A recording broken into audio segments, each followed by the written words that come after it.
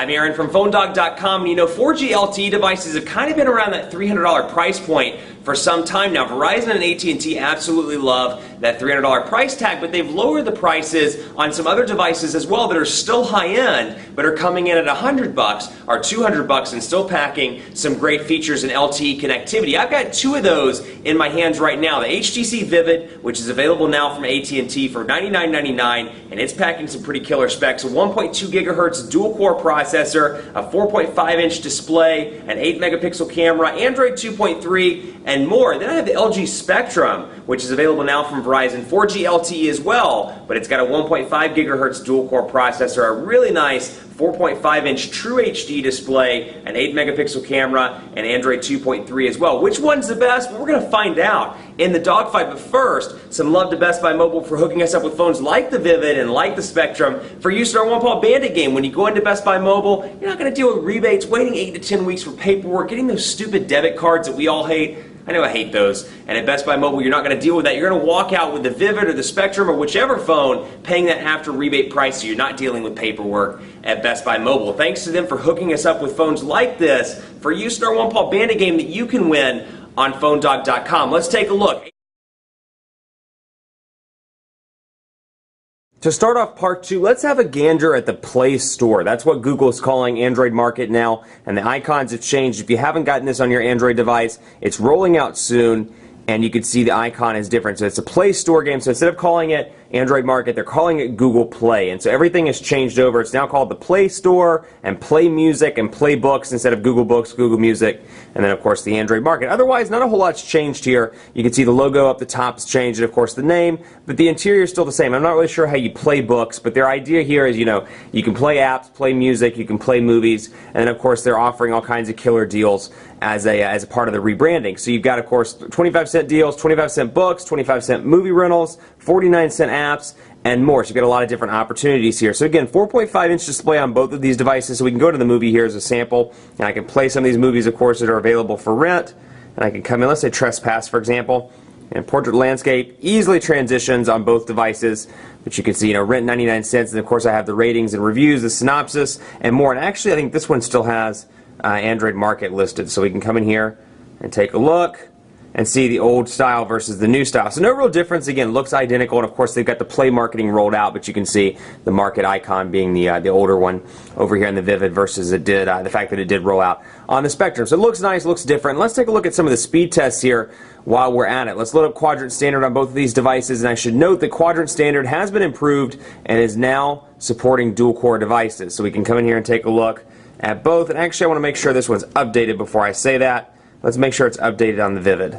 And it is updated, so we're going to go ahead and run these right now and wait for those to load. So we'll talk a little bit about call quality as well. Overall, call quality has been pretty decent on both of these devices. You know, for the most part, I do notice some issues with the LG Spectrum. I find that the wireless radio is not quite up to par, particularly when I'm comparing it to other Verizon handsets. You know, this thing kind of launched around the HTC Resound, the Motorola Droid Razr, the Droid Razr Max, and I'm telling you, if you're looking for a device with a killer wireless radio, it's going to be Motorola on the Verizon side. Now, between these two, I've had more success with the HTC Vivid. I've found it to be relatively responsive, and I've been very pleased with the performance. The earpiece is nice and loud on both of these devices, but again, you know, if you're looking for something that, you know, you live in maybe 1 or 2 bars of service, you know, in that kind of fringe area, you're not in the city, I think the Vivid's going to be the better device if you're deciding between networks, assuming all other things are identical. So Quadrant Standard's loading up right now. We can still, you know, talk about battery life as well. I've been pretty impressed with both of these devices. I will say the Spectrum takes forever to charge. So if you're like me, you live off the 20-minute to 30-minute charge, the LG Spectrum is going to take 100 years to charge. I don't actually mean 100 years, but it's going to take some time to charge. You're not going to be able to make it off those 20, 30, 40-minute charges in between meetings, and the HTC Vivid is a little bit better in that department as well. So, you know, Vivid, 20, 30 minutes, you're going to get, you know, 10 or 15%. You're not going to get that with the LG Spectrum, so keep that in mind. It's a decent device, has a beautiful display, but it takes some time to charge. So Quadrant Standard is loading up now, kind of running through its tests. The Spectrum appears to be running just a little bit faster, and after this we'll do some network performances as well. Quadrant Standard loaded on both of these devices. Let's take a look at the result. And over here you can see 2081 on the HTC Vivid. Over here on the LG Spectrum, 2288. So ever so slightly faster on the LG Spectrum, but you can really see the color differences here. Let me focus these in a little bit so you can take a look. Beautiful display over on the Spectrum side, and again, the camera's really not doing it justice, but when you look at the colors, so much more rich, so much more beautiful on the Spectrum. So if you're somebody that views a lot of pictures, perhaps you watch a lot of videos, something that's, you know, obviously driven by the way it looks on a display, I think you'll be very happy with the LG Spectrum. But again, it did slightly beat out the Vivid. Take these with a grain of salt, though. You know, these aren't always indicative of day-to-day speed test performances. So we'll load up speed test as well and bring that in. 4G LTE on both of these devices. Now, Verizon claims 5 to 12 megabits per second on the download, 2 to 5 megabits per second on the upload. AT&T hasn't, at least to my knowledge, given out any sort of like standardized number like that. I will say Verizon's is much more saturated than AT&T's just because they've been rolling out LTE longer than AT&T has. So that said, we'll take a look at speed tests here and see what we can get on both of these devices. 5 o'clock in the afternoon means it's kind of rush hour time, but you can see the Verizon one pulls ahead pretty significantly over the AT&T one. I'm getting about 8.9, which actually is one of the faster speeds I've seen on AT&T's LTE in the Charlotte area. I don't think I've ever seen it break 10 or 11 megabits per second in the Charlotte area. You know, for whatever reason, I love to hear these people that you know, in New York or in these markets, these new markets that are getting 30, 40 megabits per second. Not the case here. At least it's kind of either kind of saturated or the rollout's a little bit different. But 9.35 megabits per second here. 16.22 megabits per second over on the Verizon side, upload of 5.74, upload of 7.73. So AT&T side, the upload's a little faster. On the Verizon side, the download is significantly faster, almost twice as fast as AT&T in this particular speed test. Obviously, that's very market dependent. Take that with a grain of salt and test your market first, assuming both markets have 4G. But overall, I will say Verizon's has been a little bit more consistent, whereas I find that AT&T's seems to be a little bit more across the board. I can see speeds between 3 megabits per second all the way up to 11, depending on the time of day, where I'm at, if I'm in a building, if I'm outside in the street, and more. Whereas Verizon's, you know, it is saturated, but it seems to be pretty consistent between 5 and 12, obviously with the exception of that particular test right there. So just to show you, you know, what the user interface differences are on both of these devices, let's take a look at the phone icon, or phone application rather, and you can see, again, same version of Android, just running skins over Android. So you've got Vivid here, Spectrum here, and of course you can see the island keys on both, but you can see how it's laid out with your visual voicemail buttons down here at the bottom on both.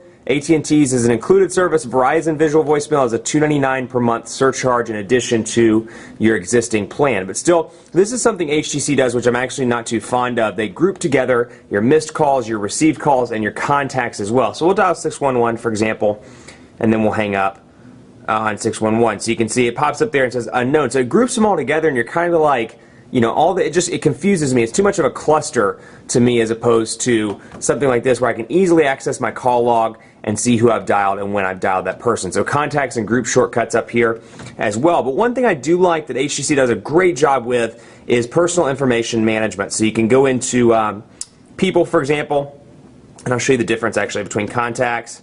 I'm going to Billy Bob over here, and then we'll go into, which Billy Bob looks a lot like me, ironically. You can see there in the picture. And then we'll go into Billy Bob over here, and you can see the differences. So Billy Bob loads up on both. Picture shortcut up there. You got your Google line, and of course your ability to set as favorites. So information, and then all the home info. What I really like about the HTC device and Sense 3.0 is you can scroll through here and see messages that you've sent to Billy Bob, emails that you've sent, updates and events, gallery, call history. So in terms of a user interface, Sense is just far more fleshed out than LG's custom user interface. And when you see stuff like this, this is where you can really tell that it's far more fleshed out. Also, again, you know, I feel like it's just not optimized for Gingerbread. Hopefully some later versions will. You do get the history and the photo tabs up here at the top, but again, it's just laid out so much better where I can scroll through here, easily access messages, easily access email, access pictures, gallery, call history, and more. So I can be like, when did I last talk to Billy Bob? When did I last text message Billy Bob? And I can easily access that information. So both have 8 megapixel cameras. Let's take a look at those really quickly here and see 1080p HD video recording on both of these devices. And we're going to pull out the black skyrocket over here so we can focus in on the Galaxy S2 logo. And let's pull in here and take a look. No physical camera buttons on either one of these devices. You do have the on-screen button, and of course pressing and holding focuses, releasing takes the picture, and you can see it right there. Now it's going to come back out here and I can zoom in pretty easily on screen. I have the access to the gallery, and of course I can change stuff around as well. Change the white balance, ISO, resolution, and more thanks to HTC's custom interface on the camera. And over here, same thing. I can switch between video camera and camcorder pretty quickly. I've got my settings in here. I can change ISO, white balance, and more. So pretty easy on both. But I can come in here and take a look and focus in on the Galaxy S2. And again, you know, because of the IPS display, it's going to be kind of hard to tell on display, but we can compare these side by side.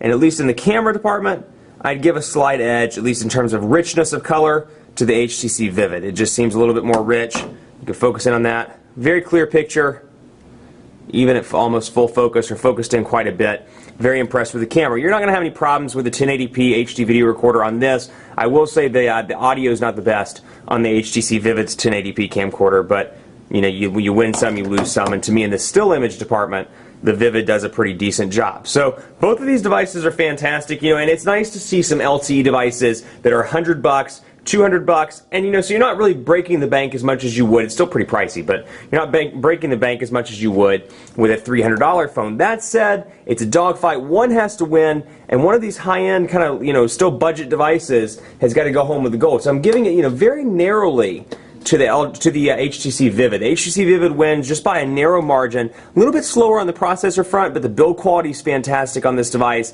Sense 3.0 offers some great customizations. It's fast, it's zippy, it performs well. Battery life isn't the best, but at least you can charge it relatively quickly. So, you know, if you need to go in a meeting, you have 30 minutes to charge, you can do so. This thing, absolutely gorgeous display. I mean, you know, you got to see it in person to see what I'm talking about. Beautiful display on the LG Spectrum. The problem here, a couple of things. One, LG's user interface just is not optimized for gingerbread. I see it lag and stutter from time to time.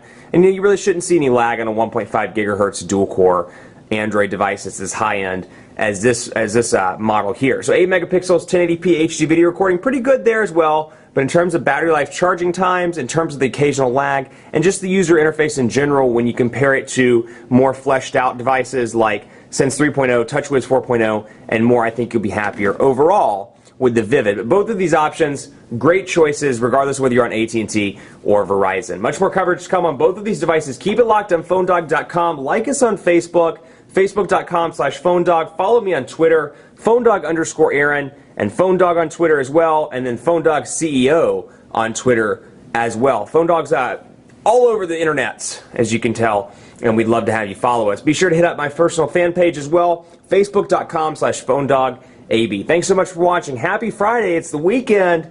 Have a look at the dogfight. Let me know what you think, and have a great weekend.